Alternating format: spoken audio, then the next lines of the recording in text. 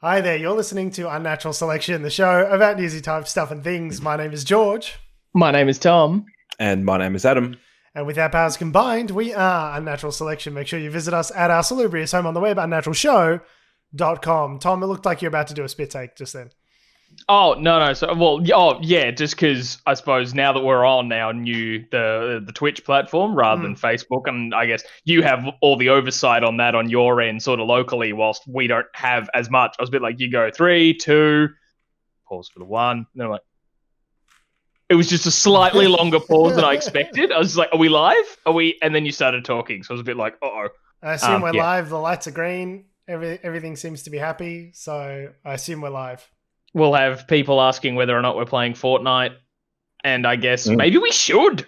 I don't know. Like, give the people what they want. It can't be worse than what we're currently doing. So yeah, I mean, that's fair. They've added the Xenomorph from Alien as a costume in Fortnite now, I've seen, so you can make the alien dab. I'm sure H.R. Geiger is looking down fondly from heaven on. So when you say the Xenomorph, for those who don't know, it's the alien from the film Alien.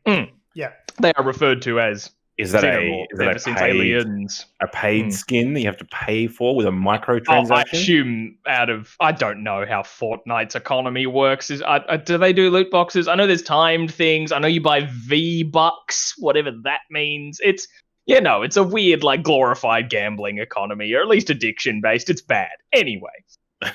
We talk about news comedy things rather than video games. I could talk your ears off about video games all day, but and he I has. digress. Oh, and I have.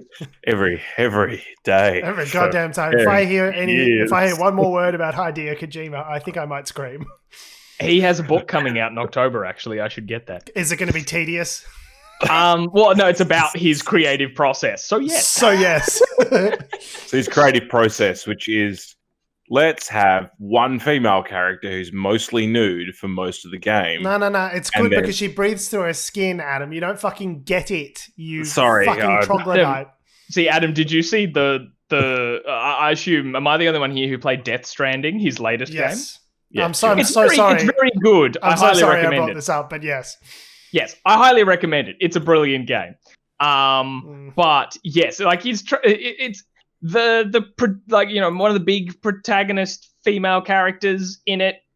It's better than Metal Gear Solid 5, but still, like, you can't help yourself, can you, Kojima? Because her name is Fragile, which is not good.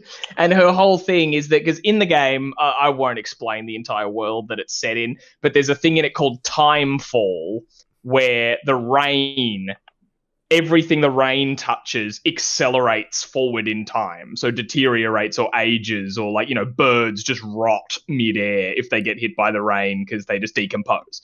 All that sort of stuff. Classic time rain. We're all familiar with the concept, Tom. You don't need to explain it. Time rain. And her deal is that the bad guy once forced her to strip down and then, like, at gunpoint, run into the time rain. So she has the head of a young, gorgeous woman, but underneath her suit, she has old, withered skin. So she's got, like, the figure of like an 80-year-old with the head of, like, a 20-year-old or whatever, because her body was aged by time rain, and her name is Fragile. I love Hideo Kojima. It's just batshit nonsense, but also tries to be serious, and sometimes is and sometimes isn't. I don't know. He's brilliant. He made my favorite game ever. But I digress. I am boring you all with video games again. We talk about news and here stuff. We are. News. No, Tom, are there microtransactions in Death Stranding? No, amazingly. No. That I recall. No, I don't think so. It's all just self-contained and awesome. Okay, that's good. Yeah, it's great. It's different to a lot of the gaming economy these days. And as you said, microtransactions and loot boxes in particular are basically a form of introducing people to the wonderful world of gambling. Yes, definitely gambling. Definitely preys upon addictive tendencies in people. While not necessarily always a wager, there's sometimes just, it's on limited times and, like, encouraging people just to spend that few dollars just to get that skin you want and all that sort of stuff. Anyway, we're getting off topic. This is not what we're here to talk about. It's almost like a pokie machine, you might say. Almost. almost like a poker machine. Poker machines happen to be at casinos. I was going to say, Tom, just let him do the segue, man. I didn't realize we were doing a segue just because I love to talk about video games. And there I am doing it again. Casinos, Adam. What are casinos? Tell me. Well, there's funnily enough, boys, there is a casino in Victoria. I don't know if you've heard of it. It's called Crown, I think it's pronounced. Fuck off. There's a casino in Victoria? Crown? You are shitting me. It's got this. It's almost like it's pronounced Crown, like the TV show. Yes. Crown, the biggest private sector employer in the state. 15,000 people work at Crown resorts, Crown casinos. It's in the news at the moment because they were looking too much ethical behaviour. Too much ethical behaviour. That's what we've always said about Crown. That they're anytime Crown comes up in the news, I'm like, oh, why have they donated to another charity again? Oh, give it a rest, you guys. Fucking stop it. We get it. You're amazing. Okay, surely it's another one of those stories about Crown Casino with which we are all familiar, Adam. Oh yes, and exactly right. So, and as a part of that goodwill gesture, they thought, well, let's set up a casino in New South Wales.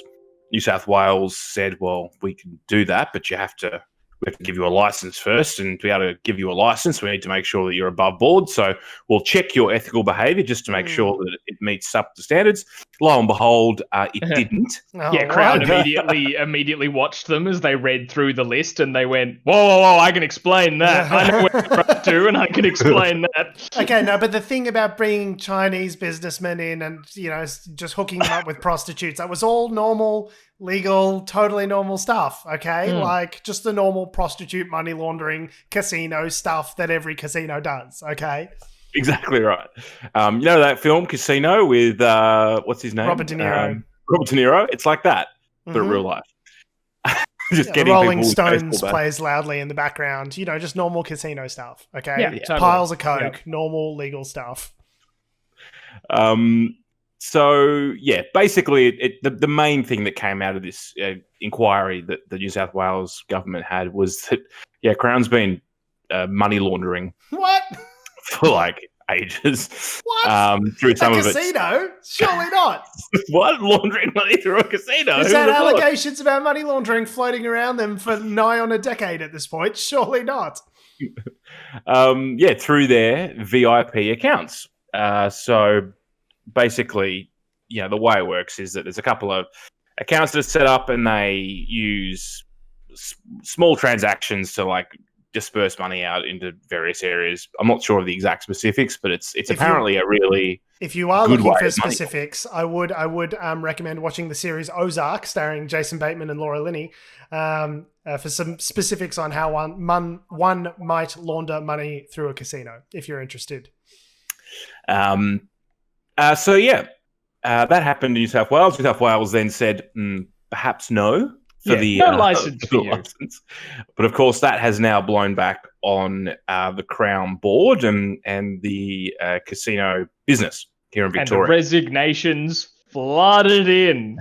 And it was the final scene of a Scorsese film where it's a montage of everyone getting arrested and carried away. Justice is served. Obviously, the good guys win. And happy days. Yeah, it was just like article after article after article for several days of just another prominent member of the board of Crown has stepped down in the wake of not getting a casino license in Sydney.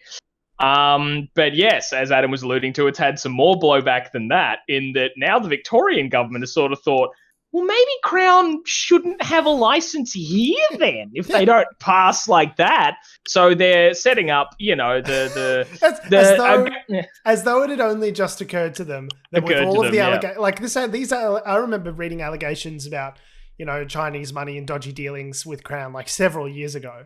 We've talked about it several times on the show. So I love the idea that New South Wales government, the Victorian government's just gone, hey, you know what? These Crown guys, these guys are no good. Like, and it's like, but all of those offences that we're talking about, like, happened here in Victoria.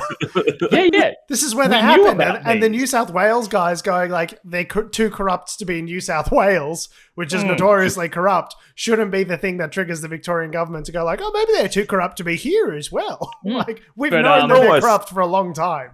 It's almost like the Victorian government's got a vested interest in Crown and like taxes and stuff that come from it. You could say that. But yeah, so the Victorian government has said that they're going to set up, every government's favourite thing to do when presented with a problem in the media, and that is a good old-fashioned royal commission. Don't we love these? Now, a royal commission beats a straight commission, but it doesn't beat a royal straight commission. Is that correct? Yes. A royal flush, I think you're talking about. Sure. But does a royal commission beat a full house or so a commission will beat an inquiry, and a royal commission will beat a commission of inquiry. So does anything beat a royal commission, or is that the criminal prosecution? Okay. Which arguably you could probably do. I don't. It's basically the way this has been set up in terms of the way the Andrews government's turned around and go, oh well, we have to do as much as we can in terms of a government, like the actual government itself. The reason I'm asking is because I'm holding a pair of Packers, and I was just wondering, like, what does that get me? Depending on what's on the table, like. Right. Well, a pair. What can I make with a pair? Is where you start. Like that's the base. Okay. So you could probably, be a witness on the inquiry. I mean, the Royal Commission or something, if you want, with that result. Yeah. How shifty do you have to be? Sorry, just by the way, I love all these allegations around casinos and money laundering and all this sort of stuff. It seems to go hand in hand. Like, not infrequently, like back in the day in Atlantic City when Donald Trump had his casino, he was guilty of money laundering as well. Basically, his father came in and tried to bail out the casino by buying a couple $1 million in chips or something like that. Basically trying to give him a tax-free loan to sort of keep the place up and running. It's like, it's a fucking casino. How are you guys not making enough money just doing the business? The business is to rip off stupid people. And you're still looking for new sources of revenue. Like what? Where they're like, we need to launder this Chinese money, or we need to, drug money, or this, money needs to be dumped in. It's like, it's a casino. The business model is take money from people. How is this not working already? The Trump system got even more stupid because he saw, he had his casino. His casino was doing like gangbusters and was like, wow, this is a really lucrative business. I'm going to open another casino in this city because then I'm going to be earning double, right? And then that did well, but not quite as well as you'd expect. It was like, well, I guess I better open a third one. And he opened 3 casinos that were then competing with each other. That's known as splitting. He should have doubled down, but instead he did a split. Yeah. It's I guess the thing with taking poor or stupid people's money, George, is the question within the casino of 15,000 employees is who can take their money the best. Sure, but it is like a casino of all business models just seems to be like a license to print free money. So why do they need to engage in all of this corrupt behavior? I just don't understand what the thinking is behind it. Like the question is whether or not, who knows, whether or not it's, who's in on it and who's getting a cut on the side. And I feel it's a huge case of taco shell girl, why can't we have both? ¿Por qué no les dos? Let's take people's money, but also let's get a lot more money really fast by also laundering high rollers cash. I think, and that was part of it, wasn't it? That high rollers, this is maybe a separate thing, but that Crown would, do a lot for high rollers. And for people that would be seemingly with an understanding spending lots of money, that the at least suspecting, if not directly knowing, that the origination of that money was corrupt or criminal, as well as other sort of like high stakes, kind of like what do they call them? Like junkets, where they'd sort of bring people across for the express purpose of doing. You're going to spend $100K at the casino tonight. Well, here's a prostitute or a stripper or whatever else, and so whether or not some of this is just stuff that comes along with some of those KPIs that they were sought to. Are you saying the real problem is sales targets, Adam? I'm saying that. Maybe. mean, I don't know. It's very bit vague at the moment in terms of the specifics of it. But it just seems a bit like, from the government's perspective, a royal commission is like the biggest thing they can do. But the question is really, why can't? Is there not any evidence? If there is criminal behaviour, why can't the business be prosecuted? Why can't they prosecute it already? DPP? Like if it was an accommodation provider that was doing all of these things, they would all be in jail. Like it's just like, just because Crown Casino, they seem to have gotten a free pass. I am a bit over the Royal Commission as a way of fucking achieving anything. It's taxpayers' money as well. Like, because that costs a lot. So the article says, Victorian Premier Dan Andrews says he's prepared to rip up Crown Resort's license to run its Melbourne casino if a newly announced Royal Commission recommends it. That's the big quote from all this. Is like he's willing to revoke it. But I mean, it's your commission. You're commissioning it, so presumably, there's a pretty good chance of them finding what it is you're after. But I'm also not convinced of the ability of a Royal Commission to actually solve anything. We had the Banking Royal Commission last year, whenever it was, and as we reported on recently, where there was 44 recommendations, 5 of which had been adopted, one and a couple were pending, and the rest had just been kind of forgotten about. As a tool for getting things done policy wise, I don't know that a Royal Commission really actually helps that much, but it's good for a headline. Don't get me wrong, I'd love it if James Packer got his license. It's very revoked, open, but the thing is with the difference between a Royal Commission, a criminal prosecution, is if it's criminal and you are prosecuting someone, it's all under the, George Pearl, for instance, it's all very secret, right? Whereas with a Royal Commission, until you get a conviction or not. Yeah, either way, yeah. But with a Royal Commission, it's open. So if anyone presents evidence, you can access that. I can log on online or watch the video or whatever I need to do to review that evidence. So it's very open and transparent. So in some ways, that's good for the taxpayer. But by the same token as well, these commissions cost a lot of money.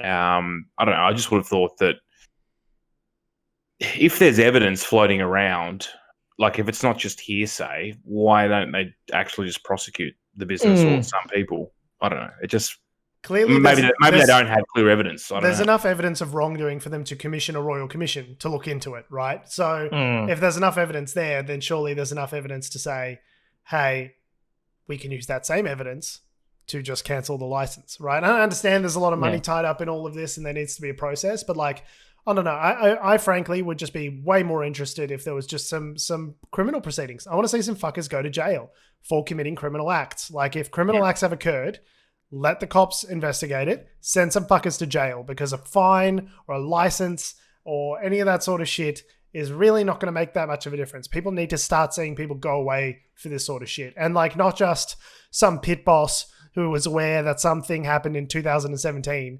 but actual owners and major shareholders of these organizations. I know it'll never happen because money, but that's what I'd actually like to see. Yeah, and I think I'm the same. It'd be nice to just, rather than just defer to the Royal Commission sort of thing that everyone always, governments seem to do at the moment. They're very popular over the last sort of 7 years or so.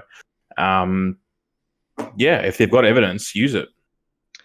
Yeah, and I guess it'll be interesting to see what happens, because if they revoked the license and stuff like that, as we mentioned at the top of this, how many people are employed in Crown and all that sort of stuff. I mean, not just people working in the casinos, right? Because there's all those fast food spots or the restaurants or the accommodation, the shops. I guess I don't know how the accommodation might be tied up into it, because I know there's Crown hotels and Crown casinos and stuff like that. So whether or not what could still operate, et cetera, et cetera. But so many people are tied up in this, and probably I guess I have no evidence to support this and stuff, but the dealers and stuff might not necessarily be part of these proceedings or criminal proceedings, and all that sort of stuff. They're just people with jobs. So it's and them being such a provider of employment in Victoria, it's in a world where there's already a bit of a job crisis with too many people and not enough jobs applying for shit. Can you imagine when that kind of thing disappears as well? It'll have a huge impact. This isn't just criminal activity resulting in prosecution. It also will greatly upheave the societal economy. employment. Yeah, the local economy. Far be it, multiplier effect as well. Yes, far be it from me to criticize the Labor government, because it does give ammunition to the other side, who I also don't like. But I'm prepared to admit when the side I like doesn't do things properly. According to this article, Crown is Victoria's largest single-site private sector employer with more than 15,000 people working at the casino. So the Shadow Minister said, Steph Ryan said she believed the government's, quote, hand had been forced to announce the Royal Commission. This is not what they wanted to do. Quote, I think Dan Andrews did not want this inquiry. And yeah, because there's so much money tied into it and so many jobs and all that sort of stuff. I don't know. It seems to me, and maybe I'm too much of a purist, but I think that just gambling as an industry is just kind of naturally rife with this sort of corruption and graft and nonsense. And like, it is a business model that is predicated on harvesting people's misery. And like, maybe it's just like, there's a lot of jobs in it, but maybe we could deploy those. Yeah. Maybe if we had a couple $1 billion extra floating around in the economy that people didn't, hand to James Packer on the other end of a roulette wheel, maybe we could do something else and have those jobs elsewhere. I don't know. I know. Well, James Packer's stepped away now. He's no longer involved in the Crown. Okay, but he's still a shareholder, so he still gets rich. Like, it doesn't matter. Don't worry, Adam. He'll still get real rich. It makes, Andrew Wilkie in federal parliament's been calling for the banning of like poker machines, for instance, for like 10 years. Yeah, and I agree with him. What social good is there to a poker machine? I just don't. And they go, oh, well, these RSL clubs, and that's how they make their money, and those provide jobs. It's like, yeah, but it's ruining people's lives, taking away their financial futures. Like, I just don't see how that could, any jobs that are incidentally created in the harvesting of human misery could possibly offset the amount of damage that ruining people financially for the rest of their lives could do. Like, yeah. And yeah, I'm not sure how much of Crown's revenue comes from poker machines, but you'd assume there'd be a chunk out of it, because they're everywhere if you've ever been through Crown. Speaking of federal politics, and Andrew Wilkie is a federal member for my local seat of Clark, is another federal member of the lower house, Craig Kelley, who we've spoken about in recent weeks. And it's all come to a head, boys. It's all come out now where he has decided, I don't really like being told what to do. Yeah, it's almost like being part of a party means that I have to follow some sort of rule set. Yeah, turns out when Ham Craig can't post his bullshit on Facebook without getting a tiny slap on the wrist from the Prime Minister, he rage quits and decides he doesn't want to be part of the party anymore. But he says he's still going to vote with the party, but he's not part of the party anymore. Like, I'll still vote with you. You guys can still be in government, but I'm not part of the party anymore, which means I won't vote with you sometimes, I guess is what that means. Well, I guess it means he gets exactly what he wants, right? He's like, okay, well, I'll work with you to like vote on your policy and stuff, but I also get to say whatever the fuck I want on social media. Win-win. I'll still vote against climate change and do all the shit things that the Liberal Party's happy to put their name to, but I'm going to keep doing my crazy shit on the side as well. Yeah. So he's obviously, as you've said, resigned from the Liberal Party, and what it means is but he'll never resign from our hearts, Adam. Oh no, he won't, George. No, he won't. Certainly not. And he can now go on whatever social media platforms he hasn't been banned on and say whatever he wants to say. So interestingly, it actually kind of puts the Morrison government into, they're in a tight spot, an outright majority. So because they've got to have a Speaker of the House because they're the government, they've got 75 seats out of 151. So it's one less than needed for the outright majority. So basically, because Craig Kelley's going to guarantee supply, it allows the government to keep functioning and passing bills and whatever else. It's almost like they're running in a minority government, no? Isn't that sort of the case? If they lost one more, they're one seat off. At the moment, they're breaking even. It's good, though, because Mr. Kelley said the decision to quit the party was not easy and was made, quote, with a heavy heart. And now it was not clear to me whether that heavy heart was because it's full of cholesterol or because he's got a lump of coal for a heart as well. It's obviously fossil fuel, and obviously that needs to be burned at some point to keep his supporters happy. So, it's an interesting move, but not an entirely unexpected one. there was that confrontation with Tanya Plibersek and him, which we played on the show a couple of weeks ago, where he says, "Oh yeah, Prime Minister's fucking totally on board with my crazy shit," and obviously I read up about that. So he was quoting Australia's chief immunologist. Oh, don't tell me that it was bullshit, Adam. Certainly, I didn't. Well, it's so funny. Whenever Craig Kelley says fucking anything, I'm like, without even Googling that, I'm sure that that's horseshit. Like, I just immediately disqualify it based on the fucking dumb head that it's coming out of. In terms of the association that person is a part of that he's quoting, there's like thousands of people and in that like list, right? It's any doctor or expert that is allowed to, it becomes a part of that association. I can't remember what the association is called, but the thing that he was quoting and that they're a part of, they're just one member. Now the thing he is, was with quoting an immunologist, a doctor. Immunologist, yeah. That person hasn't been practicing for a while. They were lecturing at a university, or they're listed as like an honorary lecturer, but not actually practicing at that particular honorary university. Doctor means that, I'm a doctor of basket weaving, Adam. But that means, if someone's choking on the plane and they say, who's a doctor here, I'm going to put my hands up, okay? Emeritus, I think is the word you use. Emeritus professor. But anyway, the point being is that they haven't published any research recently.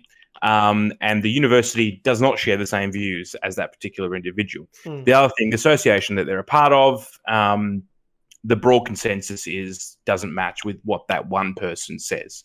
So again, it's not just because they're the chief immunologist. I wonder if there's a term for that. If you just pick the cherries that you like and leave all the rest of the bush and ignore the preponderance of the evidence, I wonder if there's a term for that, some sort of picking of cherries that are specifically related to some sort of cherry picking, maybe. I don't know if there's a way of describing that. I don't know. Just hearing what you want to hear and then choosing to listen to those voices as opposed to the rest. As long as the cherries are picked by offshore workers, George, I don't care, because I'm not going to get off my job seeker payments to go pick cherries, that's for sure. I'm sorry, mate. If you're too lazy to go to rural Queensland for 3 months of the year and get paid $4 an hour to pick cherries for 12 hours in the hot sun, are you really a fucking Australian, mate? Or are you fucking lazy dole bludgeon cunt? Yeah, I live in Perth, so it's go to fucking Queensland, hire a hut, live there for 6 months of the year, lose money in the deal. Otherwise, you're not fucking Australian, you lazy piece of shit. Yeah. So the thing with this maneuver is that, combined with some other news that's happened this week with the federal government, is it puts them in a tricky spot, because if they lose another member of the government, say Christian Porter, for example, just picking a random name. Just picking a random name at random. If they were somehow disqualified from Parliament, that would put them into a minority government. And the allegation... And interestingly, it would be the first time that any members of the LNP would be able to consider themselves a minority. So that's interesting. It's a lot of white guys. White girls and white females, to be fair. There are 5 white females in the cabinet, that's true. You can count them on one hand, quite literally. So we spoke about last week that Brittany Higgins, who allegedly was raped in Parliament House by a LNP staffer who's had numerous other the same LNP staffer has had numerous other allegations come out. I was going to say, between the last time we spoke, where it was 2 people, including Brittany Higgins, had come forward, now it's 4. At least 4. At least 4. Yes, so that story has been developing further. At time of recording, like we're used to now with sex scandals going, at time of recording, it's X amount of victims. By the time you hear this, it might be more. That's generally how these things tend to work. Yes. And we also spoke about a number of weeks ago, the Four Corners report into parliamentary behaviour by various members of the government in terms of their behaviour towards women and other things throughout the history. Christian Porter was featured in that episode. They were too respectful of women. That was the problem, right? They were just like too courteous and just like putting their coats down over puddles and stuff. They're like, please, my lady. And they're like, no, stop. It's too much. Too much chivalry. That's what I took away. No? Not quite. No. That was just, really bad behaviour is probably what the take home from that episode was. I didn't watch now it at the closely. I time- just watched the first 20 minutes where they're just like having lots of drinks and partying and stuff. And I assumed it would all turn out well. Yes, And I didn't watch yeah. the second half.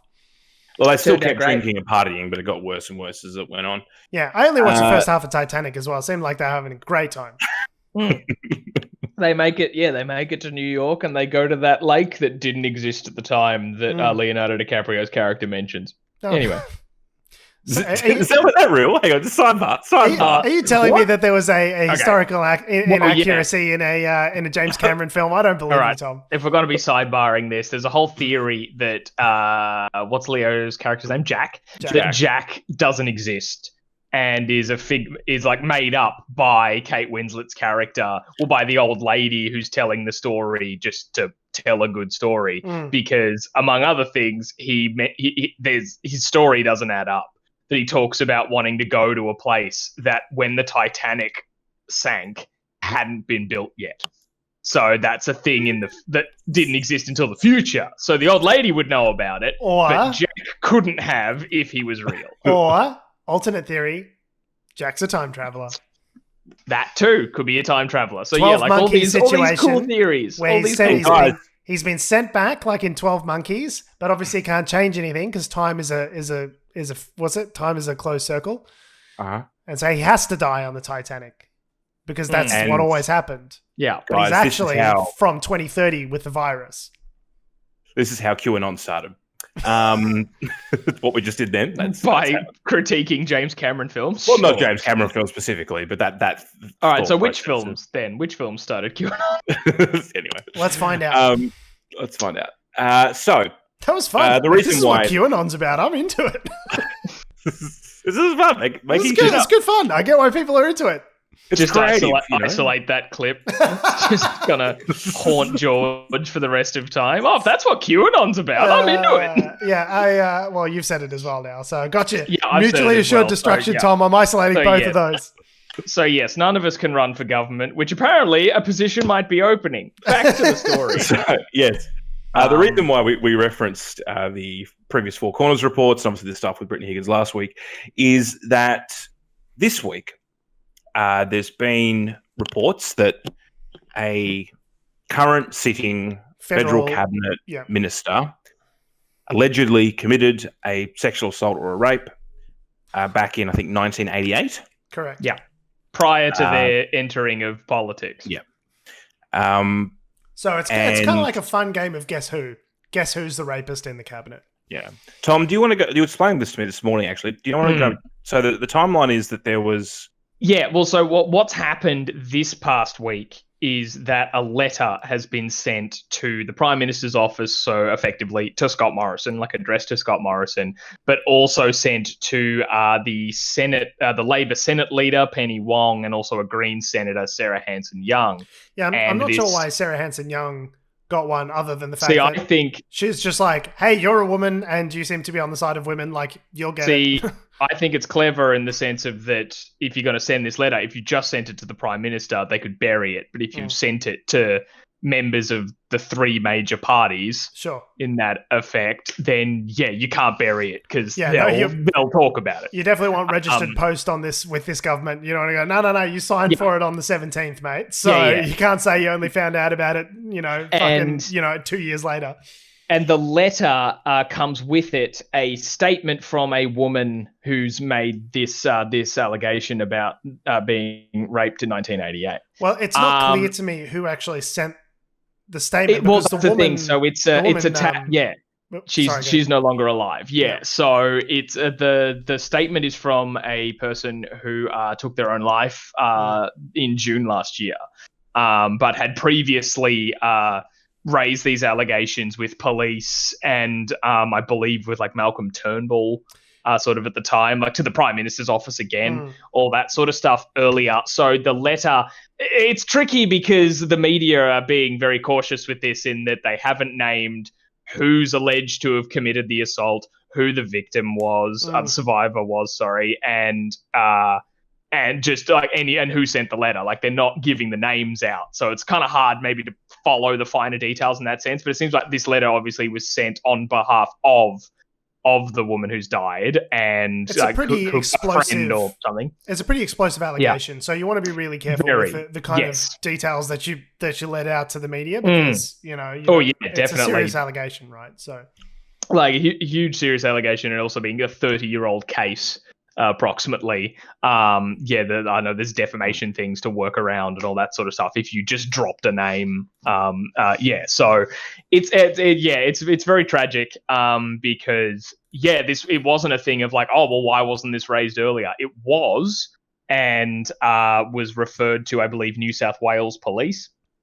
And the woman making the allegations lived in South Australia, and due to coronavirus restrictions in the start of 2020, because this was raised in 2019, they weren't able to travel to South Australia to actually interview her and all this sort of stuff. So it halted the investigation, and then clearly due to, dealing with this trauma and all that sort of stuff, she took her own life in the middle of last year.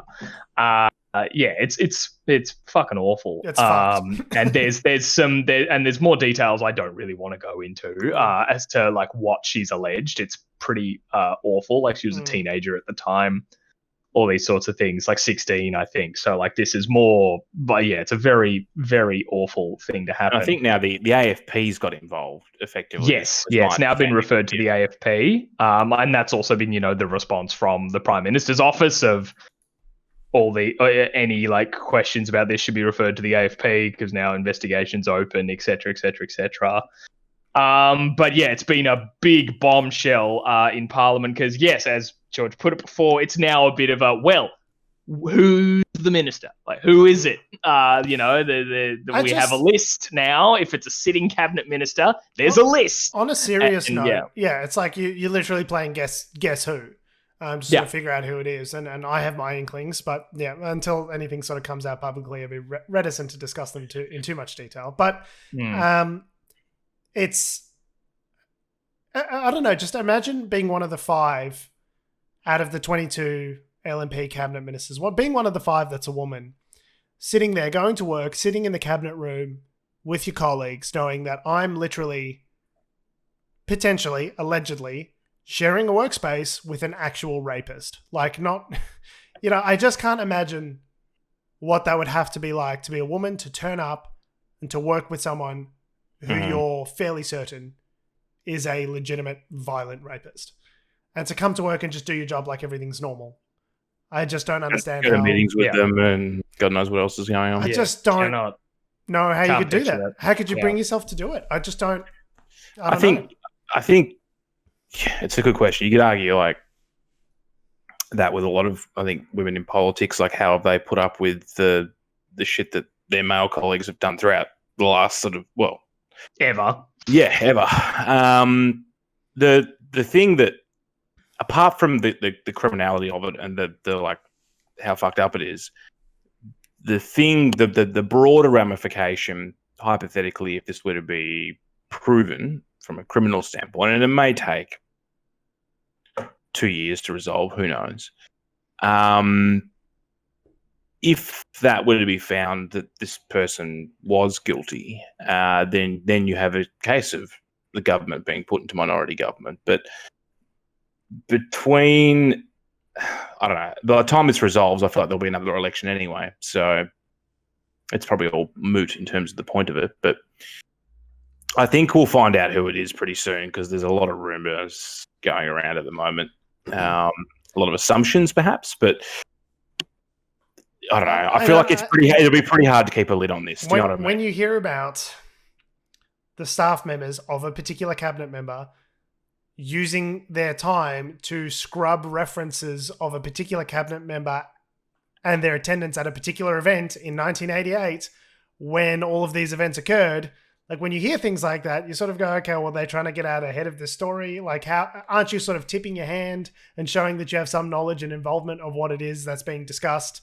Like, without a proper report on this that's been verified and backed, and I don't want to talk about any specific people, but it seems really bad for a couple of particular people that I can think of in the Morrison government.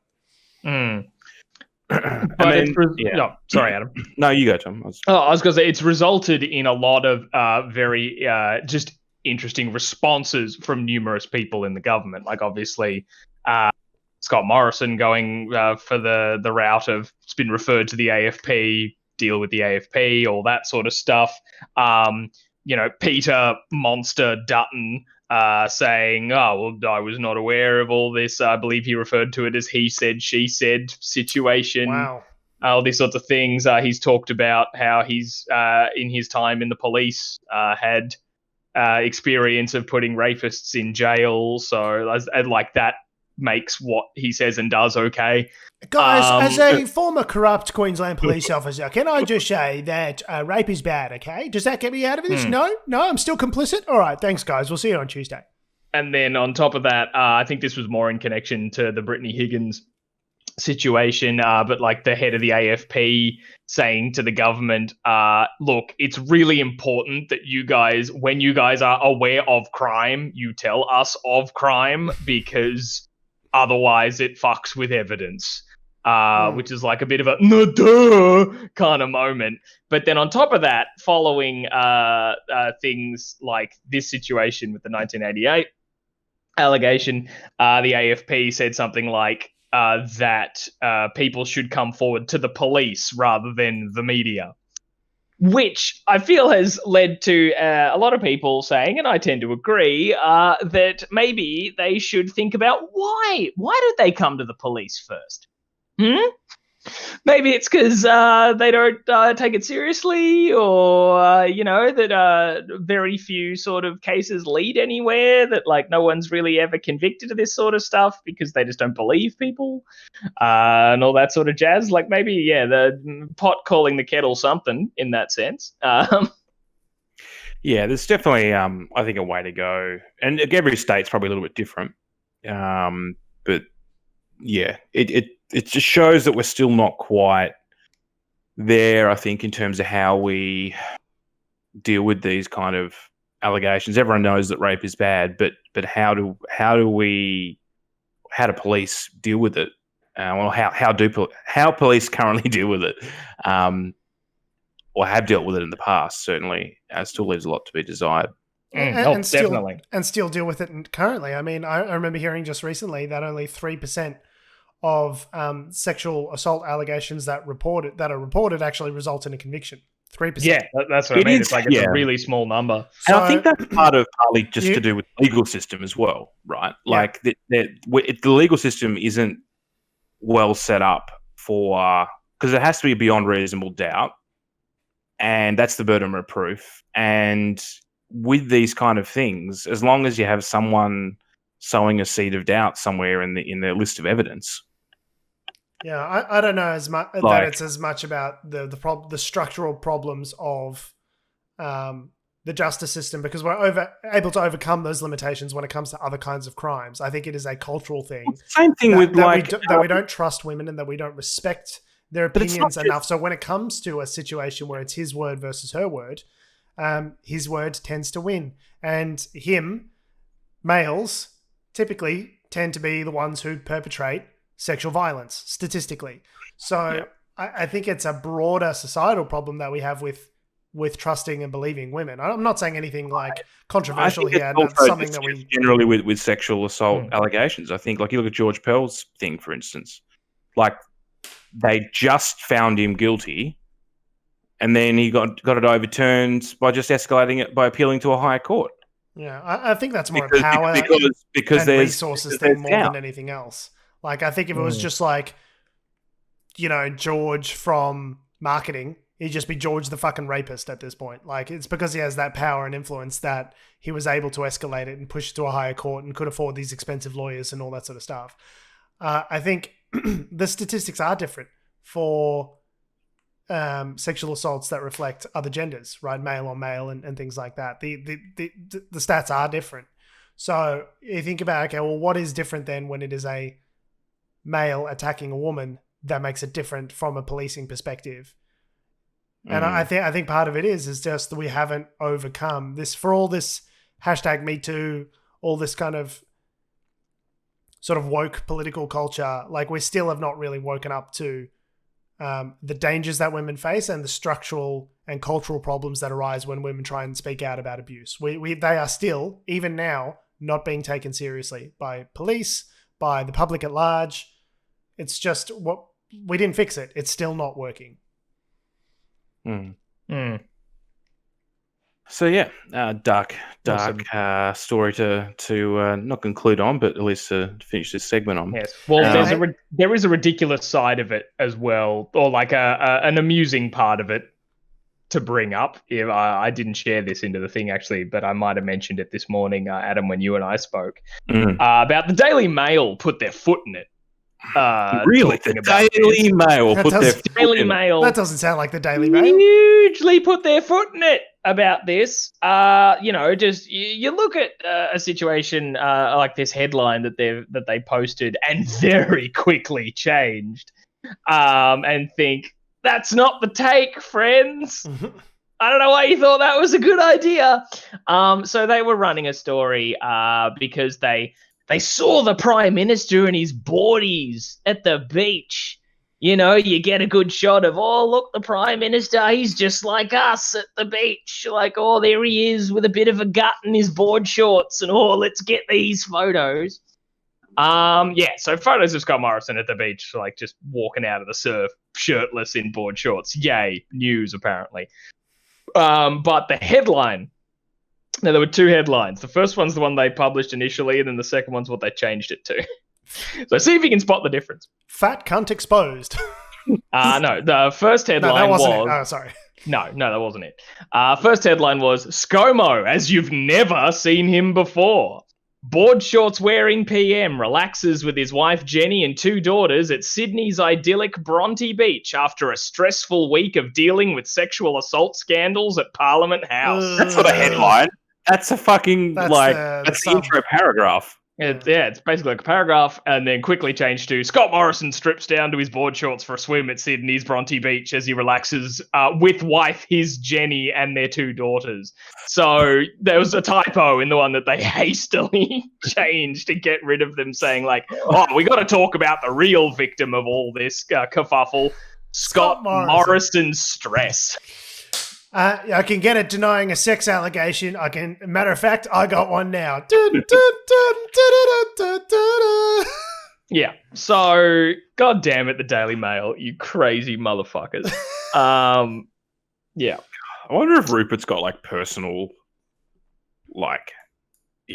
influence on the Daily Mail in the sense that Rupert Murdoch. Yeah, Rupert Murdoch's got he's got a hotline to the editing room or something, and he's just like, you fucking change that now. I know why that hotline bling. I mean, that can only mean one thing. It's Rupert. It's not so much that he that he has that he's got a special phone to hit up specifically the Daily Mail. It's probably more like it's not the red line like the fucking Soviets, like North Korea, the Rupert line. And that he could just ring the editor and be like, what the fuck are you doing? And they're like, oh! Like, you don't need a special phone or hotline. Yeah, sorry, it's Rupert. Did you guys admit? Do you guys just admit climate change is a thing? Do I have to fucking come down there? Okay, that's right. That's right. You fixed it. Yeah, do I have to fucking come down there and open up some whoop ass on that newsroom? Because I'll do it. And it's interesting we're talking about Rupert Murdoch because we spoke about last week Facebook's banning of all Australian news. And the harsh reaction and our various opinions on it, which took what a week that was. I don't know about you guys, but that week I did far less screaming at my smartphone and did much more screaming at my headphones from getting my news via podcasts only. So it wasn't so bad. But look, what a week can do, like in terms of the difference. And Facebook has now released us from the rapture. Oh, thank you, Mark. Oh, thank you, Mark. Oh, we're not worthy. We're not worthy. Thank you, Mr. Zuckerberg. Thank you for allowing us to exist. Kind and benevolent Zuckerberg. Do you want me to suck those dirty toes? Oh. I'm just going to isolate that and put that online. So the after some consultations with the Australian government, Facebook rushed or managed to get the government to rush through some last minute amendments. I was going to say consultation with the government, probably more like Josh Frydenberg just flop sweating hops on Zoom, and Zuckerberg's like, all right, so you've seen what we can do. Here are our demands. And he goes, oh, God. And look, in terms of what those changes actually are, it's not specific in a lot of articles in terms of what they actually changed. They've agreed to some sort of code, and they all drank lemonade. The end. Everyone's very happy. What will the Australian government get out of the deal? Shh. Shut up, my sweet boy. Shut the fuck up. Don't you worry. Don't you worry. Uncle Marky's taking care of it. Facebook has said in a statement that they are, quote, pleased that the company was able to reach an agreement with the government. If you're looking to decode what pleased means, it means we got fucked. The Australian people got absolutely butt fucked in the bad way. Royally fucked. Apparently they've reached, I think, three agreements. They've reached agreements with 3 media companies. You know what I love? Hastily prepared agreements. Those are always the best kind for the public. The ones that have been just really jammed through without a lot of consultation or forethought. Just a really hastily prepared agreement is always good for the populace, I reckon. So, guys, I guess the main thing is, we just have to start getting ready for when Facebook approaches us for our agreement, because we're apparently news. So, yeah. Oh, God, I can't wait to get paid for our links to be hosted on Facebook. 100%. It's going to be great. Oh, apparently we're live again, though, so that's fun. I really like... we were discussing this a bit before the show. It's like, I'm happy to use one of those like streaming aggregate programs where like it goes out to Twitch, it goes out to Facebook, goes out to a bunch of different places. But like, I'm done putting any fucking eggs or any kind of time or effort specifically into Facebook after all of this. Like, it's just like... you guys are just a bunch of pricks acting in bad faith. Like, I can't trust anything that you say anymore from here on out. Like, You mean we're not going to buy ads on Facebook anymore or boost our posts? Just boost the posts. No more boosted posts. Sorry. Just boost it. As much as we can do to get away from Facebook entirely, I would like to do. There'll still be stuff there. You'll still be able to get links to the podcast. I guess you'll still be able to see us live stream there at some point. But, I've got no faith in it as a channel. No moral obligation to Facebook anymore. But yeah, what a difference a week can make.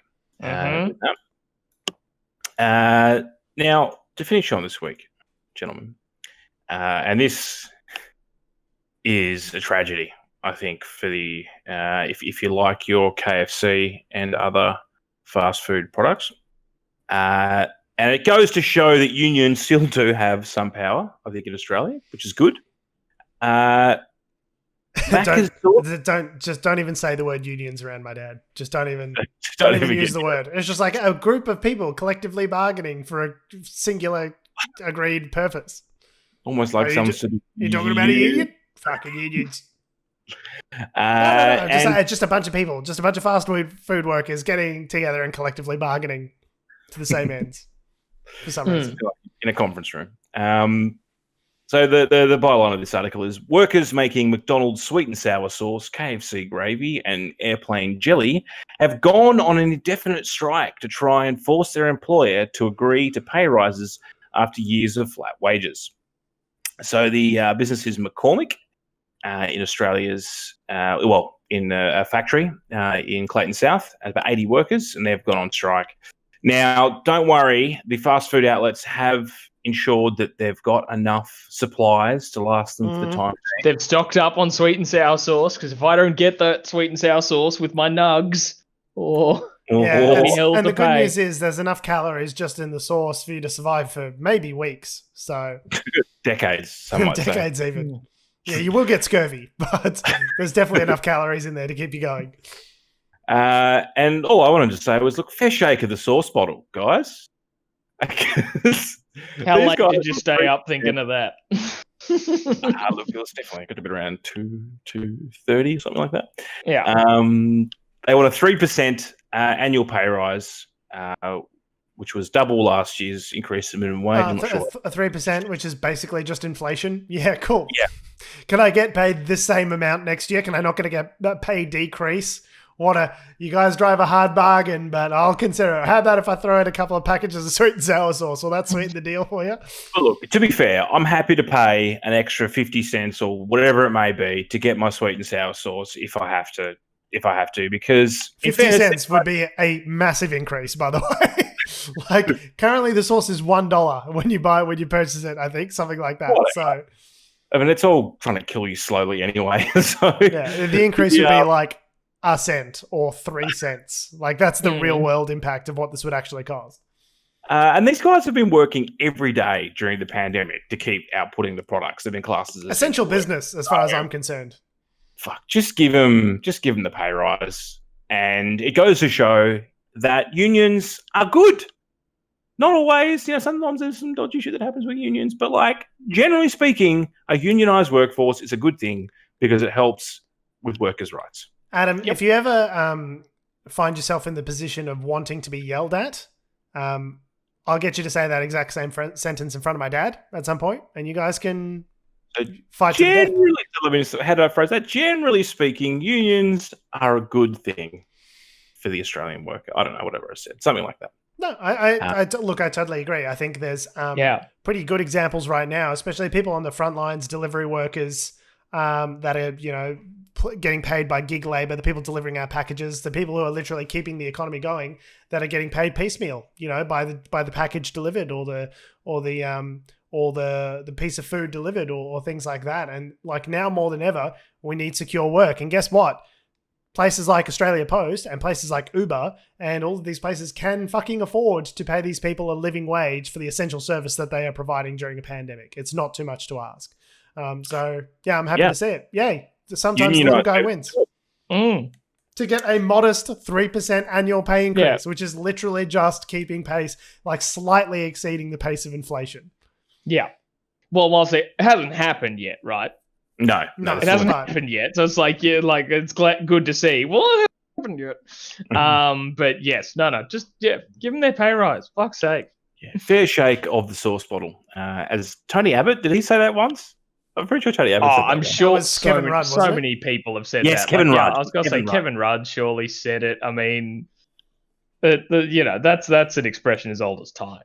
Tony Abbott didn't want a fair shake of the sauce bottle. He ate his onions dry, as far as I can tell. So. Yeah, he wanted a fair chomp of the onion.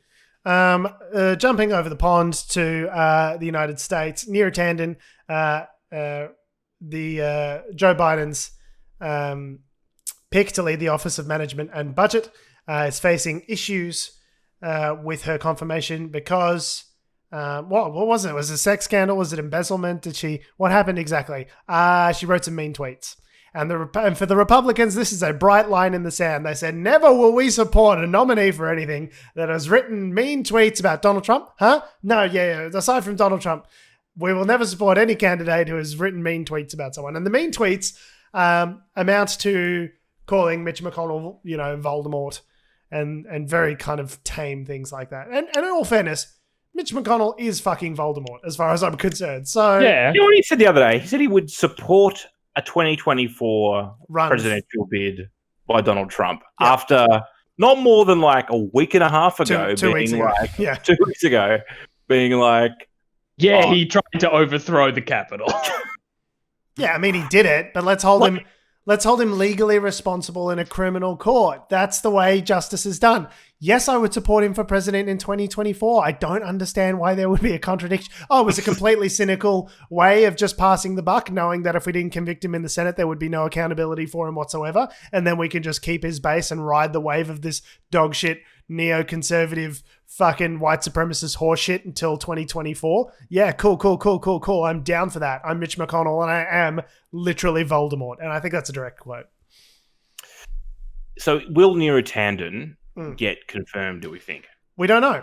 So the Biden administration is standing by her at this stage. So it is a little tricky. Joe Manchin, one of the Democratic senators, has drawn a bright line in the sand in her, against this confirmation by saying, mean tweets are no good. So Joe Manchin's a Democrat, but kind of a Republican. And so for him, this is an issue, despite it being not a standard that he's applied to anyone else in the past.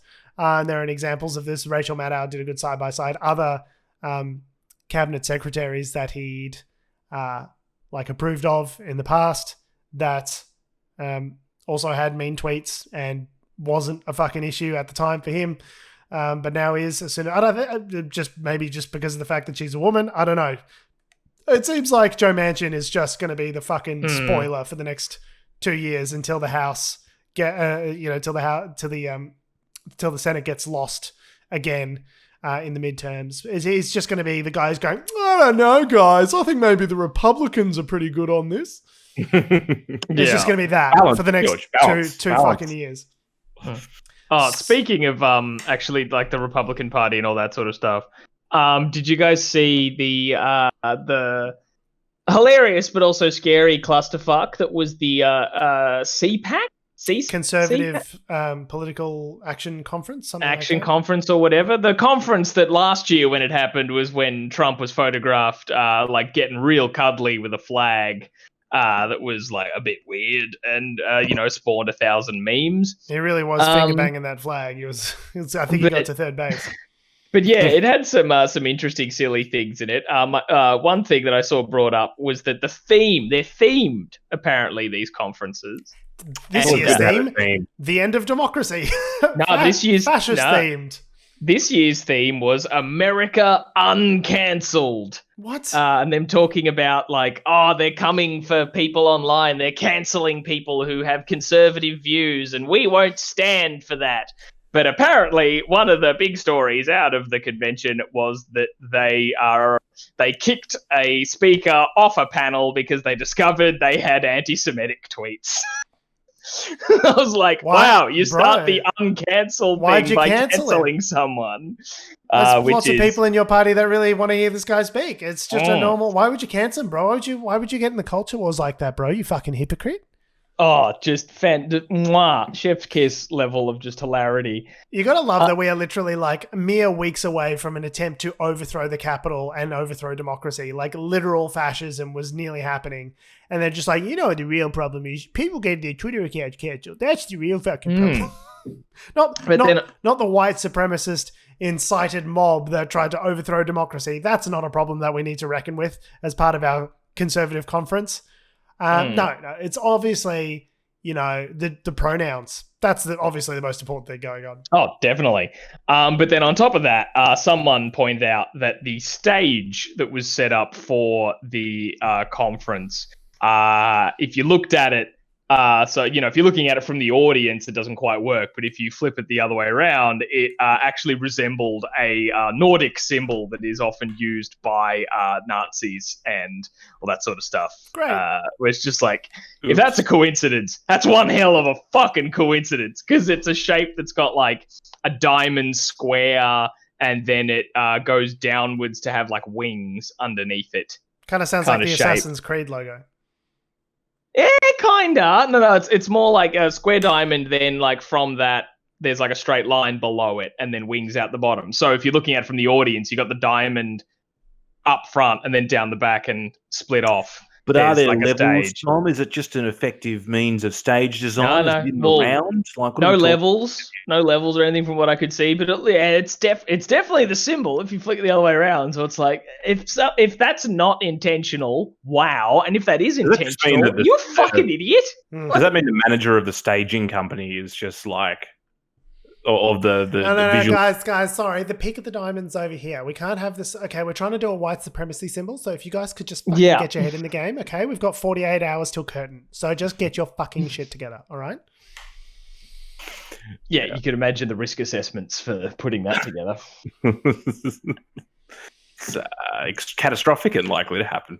A friend of the show, Cypherico 101 says Boris Sims out there. Lol, I never knew Aussies and English people sounded this similar. Do we sound English? I don't feel like we do. Do we sound English? Nah, I've been told I sound English.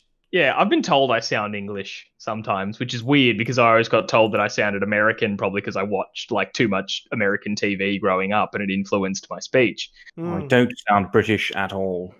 Thoroughly disagree. Yes. Anyway, so Neera Tanden may or may not become the lead at the Office of Management and Budget. And it's like a horrendous, shitty double standard that's only been applied to Democratic women and no one else. So we'll see how we go. I don't know. It's really, I think most of the first 2 years of the Biden administration are just going to be people poking Joe Manchin going, go on. Come on. Do it. And him going, Is he no, like deciding I don't vote? want it. Or like, why is he important? He comes from a conservative district in West Virginia, I think. So he's like Like, what's his position of power? Like, in terms of the balance? Like, I thought they had he's a Democrat, but he is the last vote. So the idea being, you can pass all this stuff through with 50 or 51 votes or whatever it is, but you need Joe Manchin, who's the only Democrat who's not fucking on board with all of this sort of stuff by default. Everyone else is like, yeah, I'm a Democrat, so I'm going to vote with the Democrats.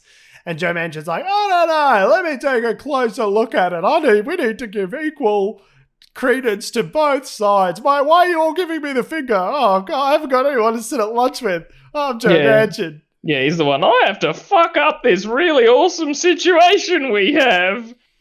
We control all three arms of government, and I'm going to fuck this up. Trust Joe. Yeah, exactly. It's like, trust Democrats to just have one fucking dude ruin everything for everyone. Yeah, trust them to fuck up absolute power. Yeah, legit. Anyway, so hopefully once he's been poked and prodded enough, he'll decide that he should vote with his own party. Yeah, that'd be nice. Because I don't know, can you pull a Craig Kelley in Congress? In the Senate, I'm now an independent. Yeah, I don't know. Because there are independents. I know, like that. Like Bernie Sanders isn't a Democrat; he's an independent senator. Yeah, like he was vying for the Democratic nomination. Yes. But yeah, he's not a Democrat senator. He often votes with them. He votes with the Democrats. Yeah. Who yeah, else is he going to vote with? Joe Manchin. He's not a Democratic senator, so I don't know. I guess America, and also from us being Australians as well, so like not being as like involved in that system. It always just seems like there's only two parties. Like, there's you never really feel like there's independents actually elected anywhere. No, it's rare in the United States. Exotic, isn't it? It didn't get elected. No, and wasn't even pardoned out of prison. They had a limo and everything. It's a shame. They brought a limo up to the prison, like just ready to pick him up. Well, Joe Exotic 2024. I think he might be the only candidate that can really beat Trump. On that note, we have been, we are, and we always will be Unnatural Selection. Make sure you visit us at our salubrious home on the web, unnaturalshow.com. Make sure you give us a rating on iTunes or your podcatcher of choice. Share the show around. Make sure people find it. We don't need to rely on Facebook anymore for all this sort of bullshit. Make sure you follow us on all these bullshit social media services that are ruining the world, that have, do, or ever will exist, at Unnatural Show. So Facebook, Twitter, Instagram, TikTok, and YouTube. Make sure you follow me on Instagram and Twitter at George Tsipos. You can follow me on Twitter at Tom D. Heath. You can follow me on Instagram at AC Doreen. And you can follow us all down to Crown Casino, where we'll be having a good, wholesome, fun time without any prostitutes. Thanks for listening, guys. Huh? Oh, it's because they do still serve fish bowls, as I understand. So you can find us swilling fish bowls at one of the many bars in Crown. I have questions. Thanks for listening, guys. Love your faces. We'll see you next week. See, George, you order your cocktail of choice, but it comes to you in a fish bowl. And it's a fish bowl's volume do they have of said cocktail. A fish in the bowl? No, but maybe if you're a big enough high roller, you could request one. I should go down to Crown. First one's free, Crown.